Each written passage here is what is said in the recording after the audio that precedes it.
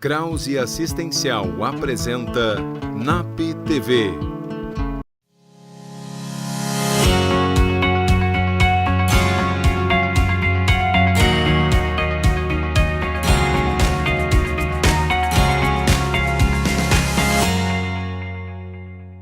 No programa de hoje, vamos falar sobre mentiras com Sheila Flash. Lisiane Fortuna falará sobre privacidade familiar e Jussara Ramos dá seguimento à série sobre sentimentos. E é claro, o Jurema responde.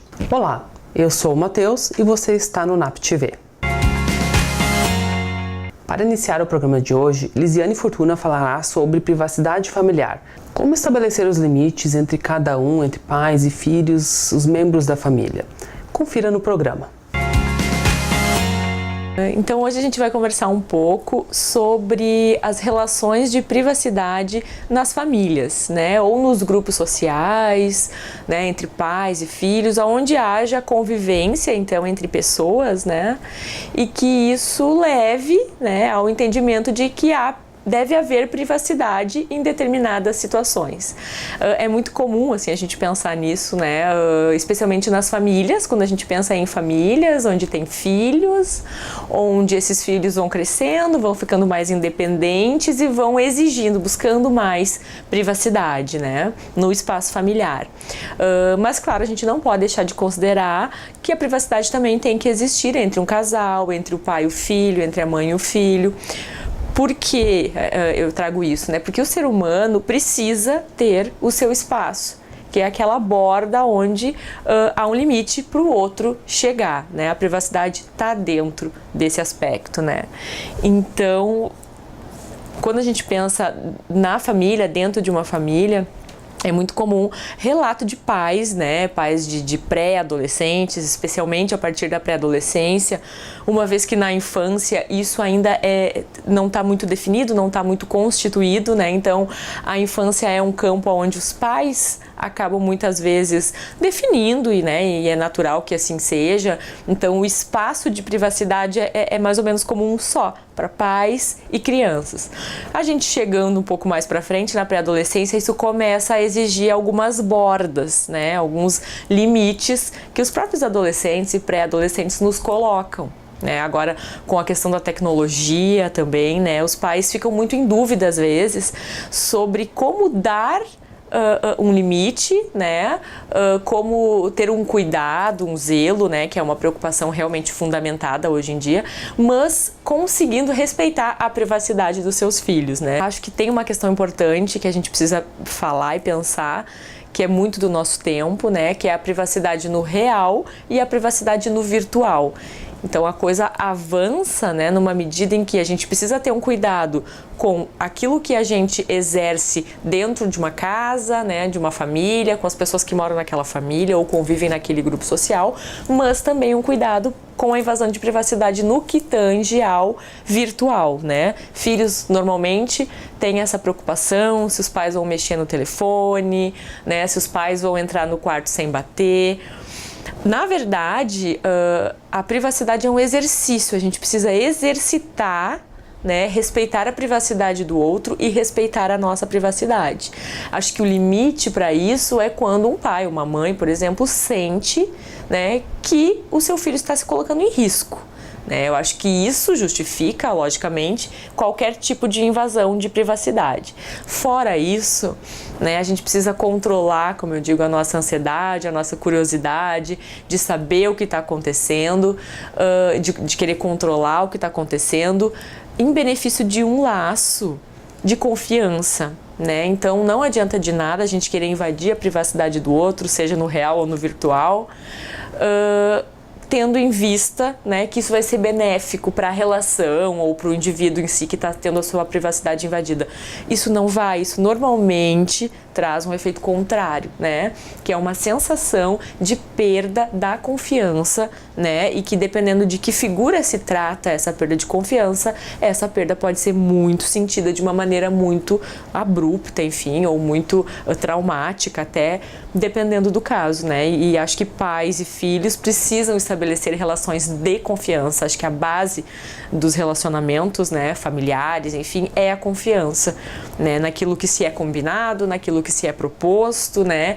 E não naquela investigação que vai além do que é permitido, né, dentro das combinações de cada família.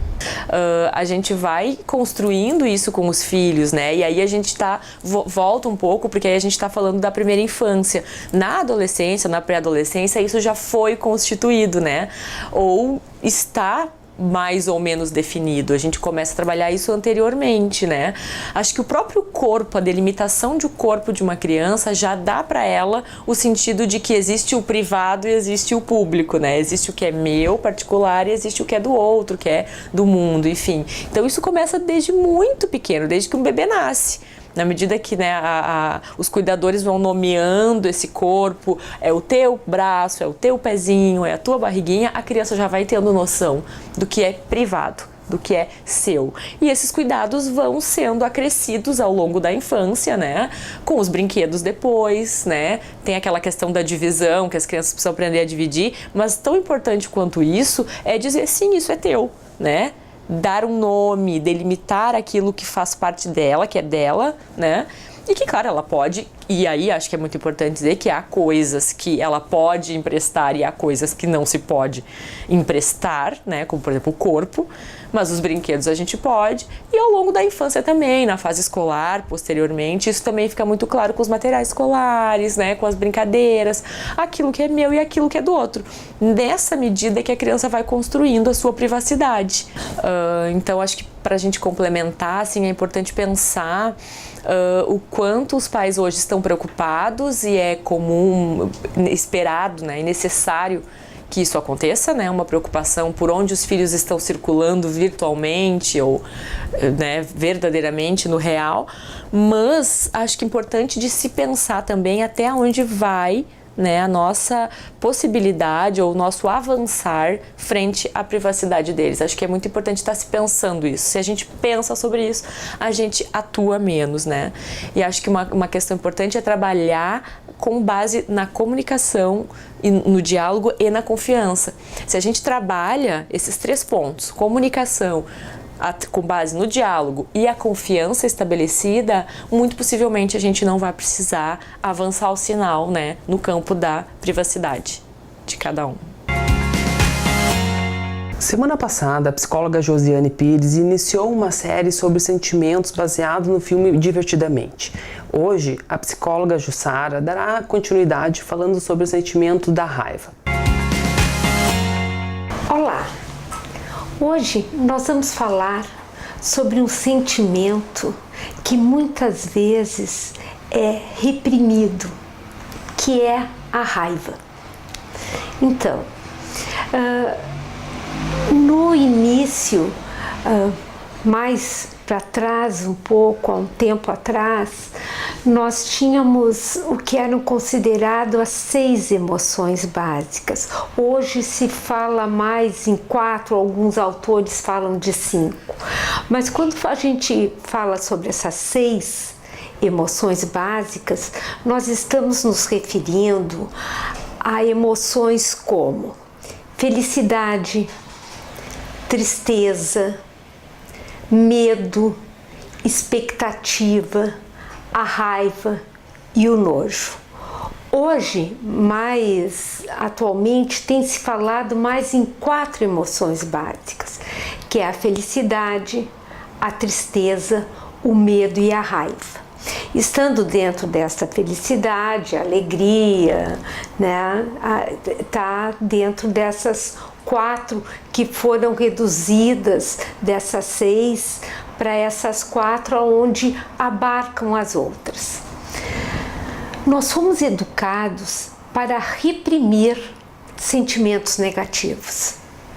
Então, Se está chorando, não pode chorar. Se uma criança ou um adulto, uma criança principalmente, manifesta raiva, logo vem e faz, mas não deve ser assim, calma, vamos ver o que está acontecendo.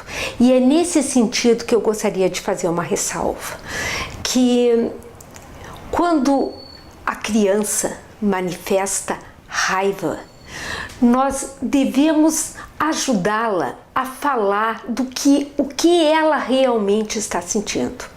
Porque esta raiva pode estar encobrindo a tristeza, pode estar encobrindo o medo, pode estar encobrindo uma frustração e muitas vezes fica só nesse sentimento dito como raiva, e isso cria um sentido pejorativo para uma das nossas emoções, que é uma emoção natural, né? Então, falarmos sobre essa raiva, o que tu estás sentindo, por que tu estás fazendo assim, o que está te levando a isso, tanto na criança como no adulto também, que ele se questione da onde está vindo tamanha raiva, principalmente quando esta raiva está no sentido negativo, mas porque nós podemos também canalizar esta raiva para algo de impulso, algo da agressividade que nos impulsiona a fazer alguma coisa, né? Então isso seria uma forma de sentir uma raiva de uma maneira mais positiva, revertendo mais ao nosso favor, que seria quando a raiva se transforma num impulso de nos movimentar para nos defender ou para tomar uma atitude de fazer tomar uma ação, fazer uma ação. Então a raiva nesse sentido ele estaria canalizada para algo positivo. Como também a raiva pode estar encobrindo realmente esses sentimentos de menos-valia, de frustração, de receio, de medo, e ela atuaria quase como uma defesa, no sentido de nos mantermos no nosso status, uma reação que seria uma reação emocional frente a algo que estaria pronto para nos frustrar demais, né? Então é nesse sentido que eu faço esse chamamento para que se tenha cuidado quando se fala de raiva, para que não seja só vista como uma emoção negativa. Sim, ela está sendo, quando ela se manifesta, algo está sendo solicitado, algo tem por trás disso, e é disso que nós precisamos falar, né? a respeito da raiva. Antes de seguir para o nosso intervalo, confere aí uma psicodica deixada por um de nossos profissionais. Não sai daí, a gente volta já já.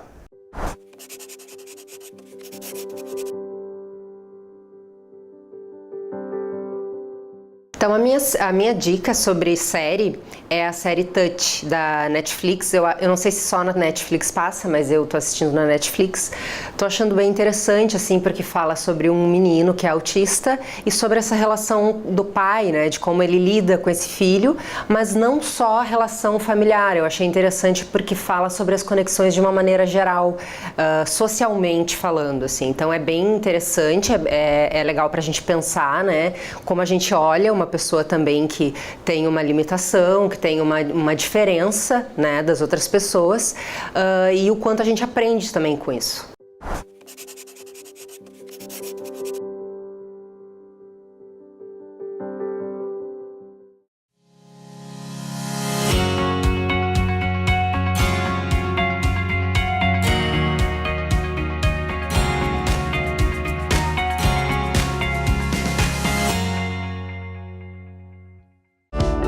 Exatos, uma empresa com os olhos voltados para o futuro, onde solidez e inovação caminham lado a lado. oferecendo através dos serviços contábeis os instrumentos necessários para a administração e a tomada de decisões estratégicas. Em constante evolução, com agilidade, transparência e respeito ao cliente, a Exatos atua em um amplo portfólio de serviços de gestão, formada por profissionais com vasta experiência nas áreas empresarial, contábil, fiscal, tributária e trabalhista.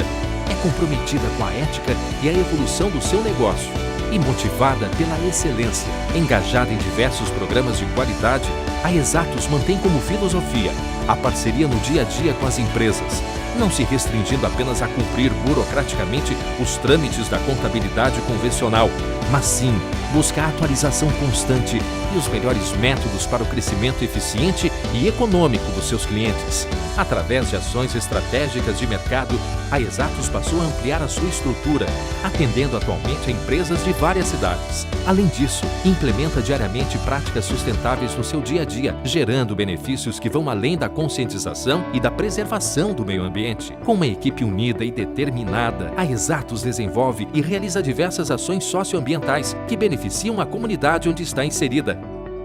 Conheça a Exatos e saiba tudo o que ela pode fazer por sua empresa.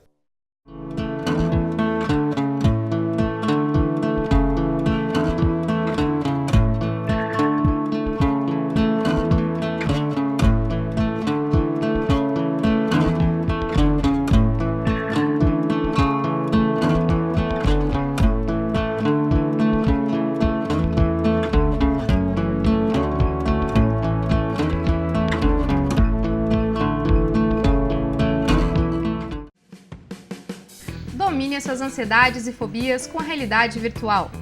O NAP, Núcleo de Atendimento Psicológico, utilizando a inovadora plataforma Psyos, após mais de 20 anos de pesquisas e uso, apresenta ao Rio Grande do Sul esta avançada tecnologia para fins terapêuticos. Viva experiências virtuais com alto nível de realismo e monitoramento das constantes fisiológicas por biofeedback. De técnicas avançadas de relaxamento, concentração e mindfulness, até o tratamento de medos de avião, injeção, dirigir carros, altura, elevador, escuridão, falar em público, animais e tantos outros. Trate ansiedade, distração, estresse, pânico e transtornos alimentares com resultados duradouros em menor tempo, sempre com atendimento de um psicólogo especializado da equipe do NAP.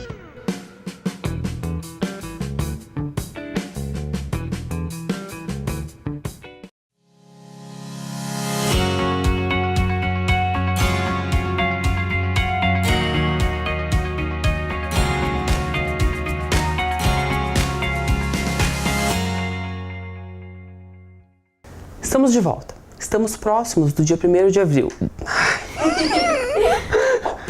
Estamos de volta. Estamos próximos ao dia 1º de abril.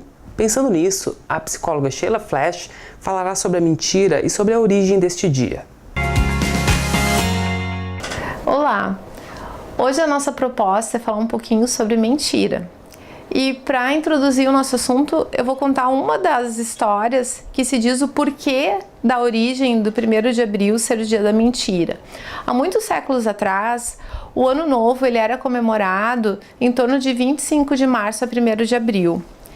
E em torno de 1500, o rei da França ele instituiu o calendário gregoriano, que é esse nosso calendário atual, que ele tem o 1º dia do ano como sendo o 1º de janeiro. Só que muitas pessoas na época, elas não aderiram a essa mudança do calendário, elas não aceitaram essa mudança e ainda continuaram comemorando, né, essa data no dia 1º de abril. E daí começou a ser instituído o dia da mentira, porque daí começaram a agendar, vamos por festas, convites, sendo que não tinha nenhuma festa, nenhum convite para ser comemorada essa data.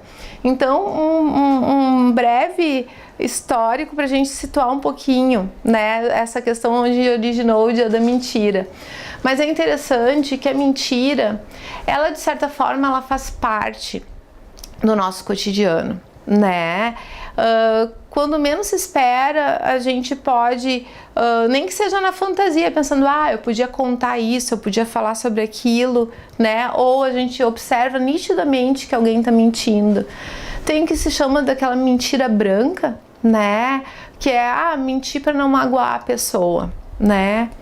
Mas por que esse medo de magoar alguém?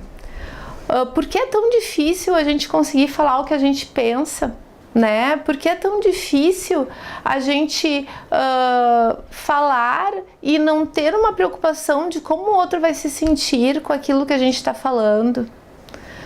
Muitas vezes a gente pode refletir que é muito mais a forma que a gente fala do que aquilo que a gente fala que vai magoar o outro. E nós temos o nosso ponto de vista, né? E é importante a gente conseguir validar também o nosso ponto de vista, a nossa opinião. E muitas vezes a gente pensa que vai magoar o outro e a gente não vai magoar. É tudo uma criação que a gente vai fazendo.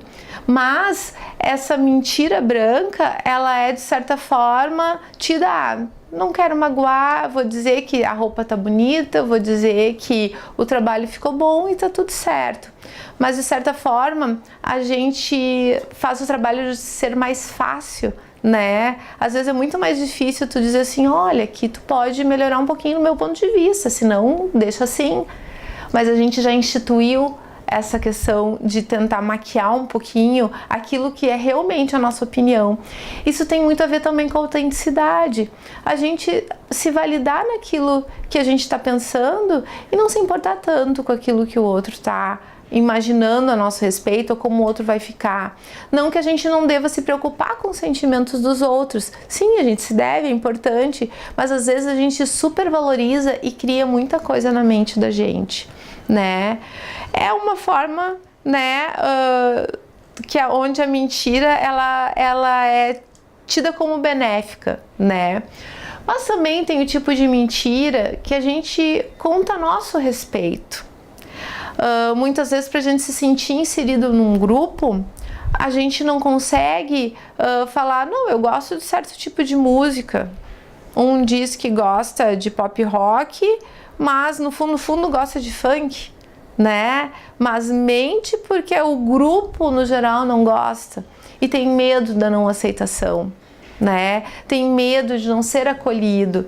E às vezes esse medo, ele faz com que a gente acabe se modificando, se descaracterizando.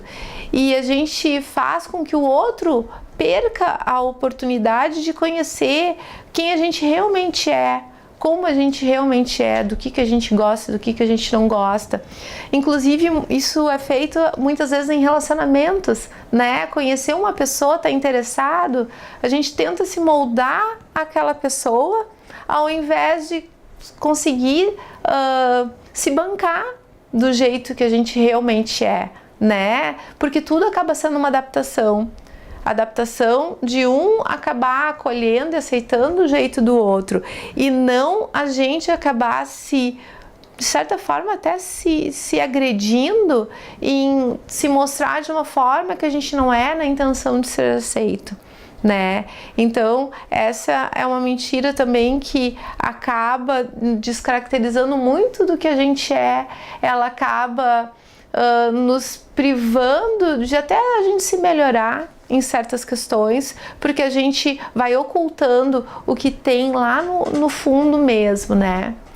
E também tem a mentira que a gente conta pra gente mesmo, que na psicologia a gente fala da autossabotagem, né? Muitas vezes a gente cria histórias na cabeça da gente que são irreais, né? Para que a gente consiga se convencer de algo, né? E nesse processo a gente vai cada vez mais se distanciando do caminho real da gente, porque às vezes a gente tem medo, a gente tem sim as nossas limitações, mas quando a gente começa a criar essas historinhas, a gente foge de encarar as limitações, de encarar o medo, de nos desafiar. É mais fácil a gente inventar uma história na nossa cabeça, mentir pra gente mesmo, por que a gente não vai aceitar, vamos supor, uma proposta de trabalho que é desafiadora. A gente diz, não, porque vai ser muito longe para mim, porque o horário não vai ser legal, vai me prejudicar. E com isso a gente acaba deixando de aceitar uma oportunidade que muitas vezes dá medo, nos desafia, mas nos faz crescer. Então é interessante a gente começar a olhar o que a gente tem mentido. Em que momentos da vida da gente que a gente tá falando algo que não é real, que não é uma verdade. E por que a gente faz isso? Muitas vezes é por hábito, né? Torna um hábito mentir as menores coisas para fazer os outros rirem, quem sabe. Mas tudo isso acaba deixando a gente cada vez mais distante da gente, né?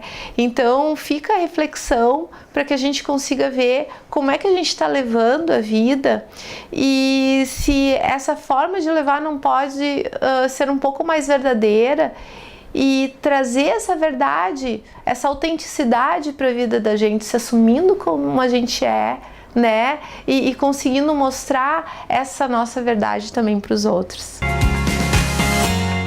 Tenho que confessar para vocês que eu sempre fico ansioso esperando essa parte do programa. É hora da Jurema Responde. Confere aí.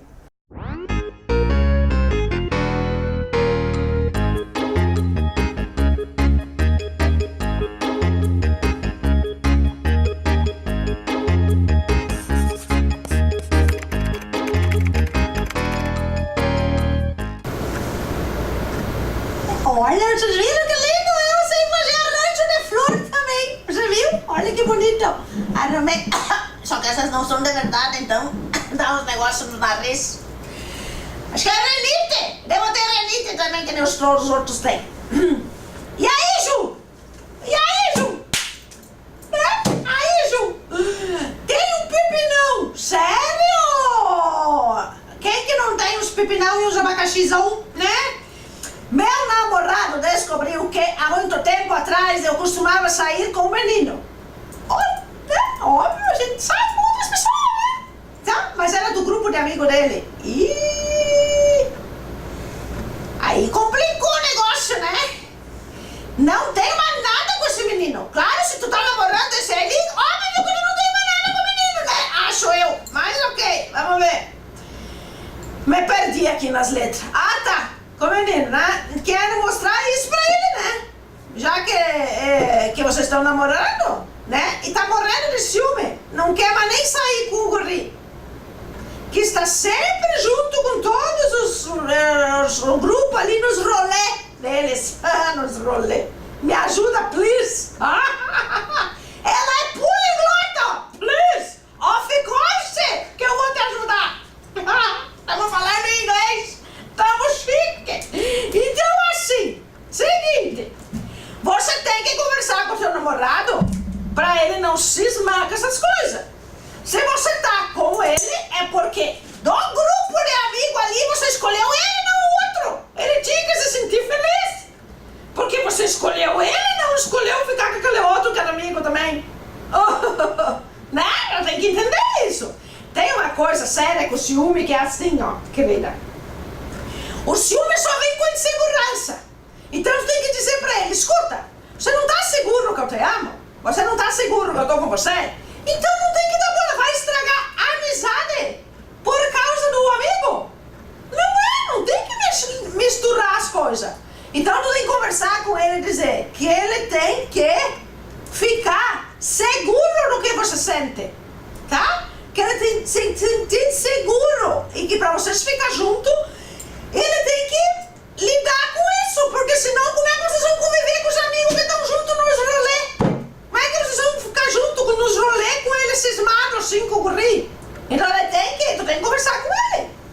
E se ele tem isso aí muito aguçado, olha como sei falar difícil, aguçado, ele tem que procurar ajuda, que não é normal.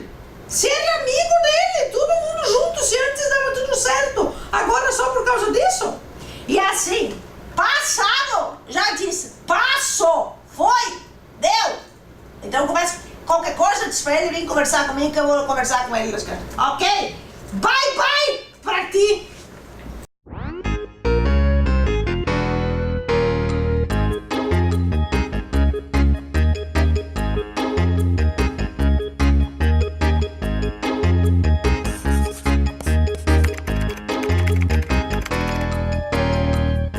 programa de hoje está chegando ao fim, mas a gente segue com vocês no Facebook e no nosso canal no YouTube. Ou então liga para nós e diga pra gente o que você espera ver no nosso programa.